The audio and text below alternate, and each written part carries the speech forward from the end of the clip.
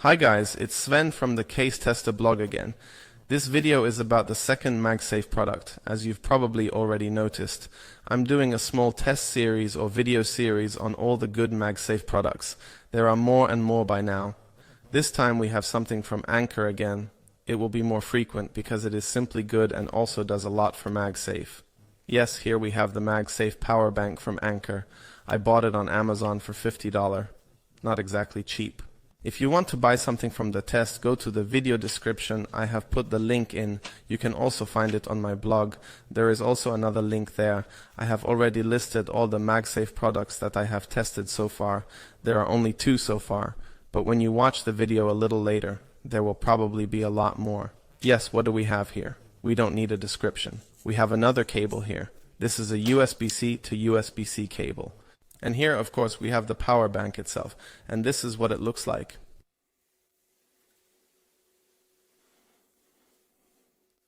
Yes, let's start with the advantages. First of all, it has to be said that this thing is really well made.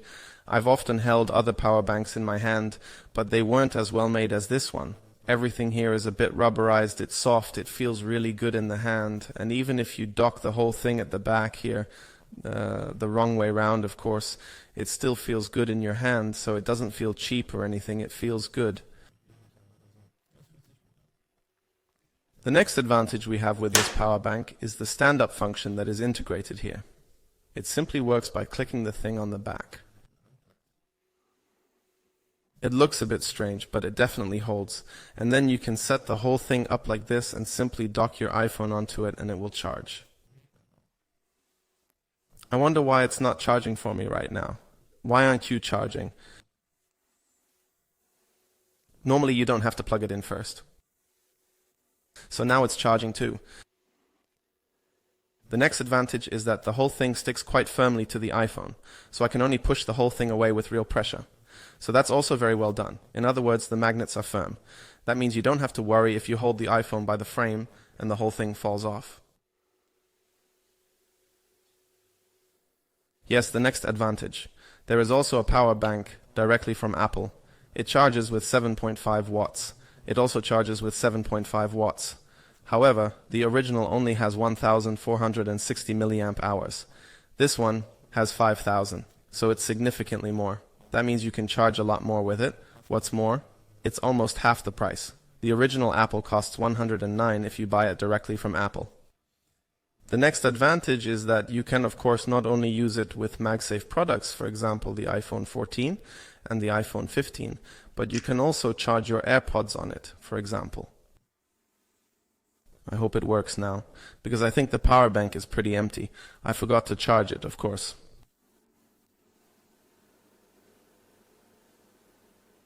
But no, it's definitely charging, so you can also put AirPods on it, you can also put Samsung phones on it, for example. The main thing is that your phone supports wireless charging. So, let's try the whole thing out again when we put an original Apple leather case on here.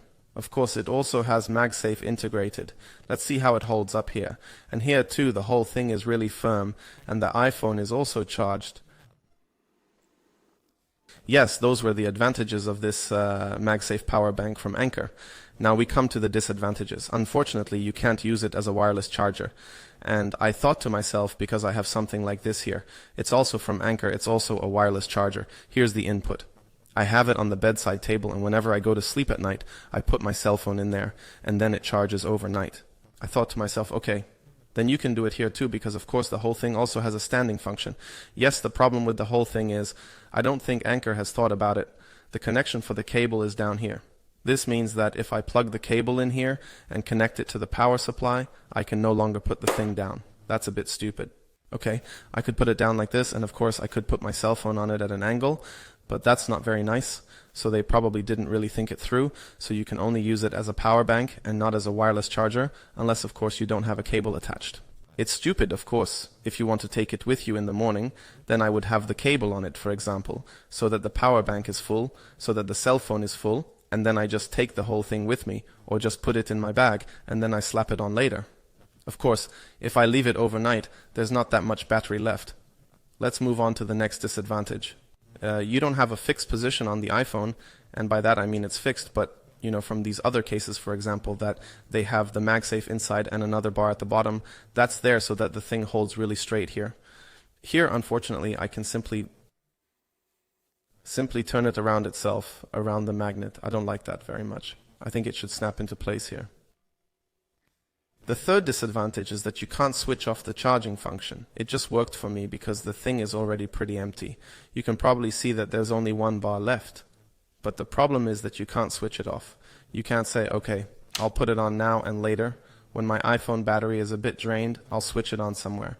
No, you plug it in and it charges immediately. That means that even if you have 100%, it's always charging. Unfortunately, I don't like that. I also think it's a shame that you can't charge two devices at the same time. For example, if you put the AirPods on here and charge them, you can't, for example, simply connect another iPhone like this. Connect another iPhone here so that it charges. So it charges that now, but at the same time it turns this one off again. This means you can never charge two devices at the same time, as is always the case with normal power banks. Unfortunately, I think that's a bit of a shame. Now we come to the last disadvantage with the Apple Watch. Yes, unfortunately that doesn't work here either. You can't just put the Apple Watch on top and charge it. That doesn't work. That means you have to connect this Apple Watch charger here, and then the whole thing charges on this wireless charging station, so to speak, which you have with you on the Apple Watch. Yes, that's all the pros and cons of this product.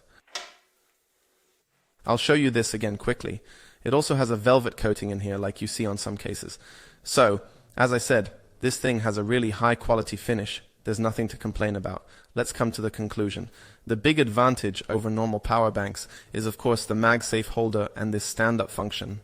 However, everyone has to decide for themselves whether they absolutely need this and for what purpose they need it, and whether they can live with the disadvantages that such a power bank has compared to other power banks. If you don't absolutely need it, you can also get a power bank like this, for example. It can provide 6 times the power and is significantly cheaper. I'll link this again in the video description below. So, as I said, you really have to see whether you need it or not. It's a great product in itself, but it probably only serves a niche market, I would say. Just those who absolutely need this MagSafe function and who need this stand-up function. Yes, that's it for the second product. The third product is coming soon. Become a subscriber. I would be delighted. Then you won't miss all these videos anymore. Leave a thumbs up. And yes, as always, see you in the next video.